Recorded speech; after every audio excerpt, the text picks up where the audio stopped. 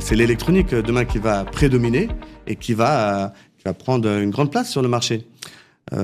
Donc, on a relevé les manches et on a eu un deuxième défi. On s'est dit, on va créer nous aussi notre outil interne pour l'envoi qualifié de LRE et DAS et d'avis électroniques simplifiés pour les syndics. Voilà, donc on a créé une nouvelle structure qui s'appelle Stampy. Voilà, Stampy.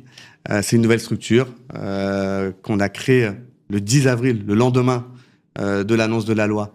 On n'a pas dormi. Vous avez été très, très réactifs sur ce coup-là. On a été très, très réactifs. Ouais. Alors, on l'avait déjà en tête, mais c'était, ça nous paraissait, et c'est la réalité, je vais vous dire, j'ai un total respect pour les prestataires, les partenaires qui sont déjà sur ce marché-là, tellement que ça a été dur, ça a été conséquent.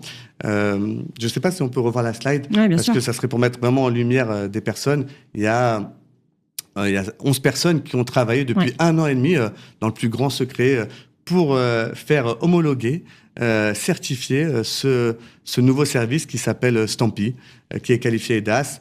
Voilà, on y a passé un temps fou. On a été au ministère de la Défense, à l'ANSSI.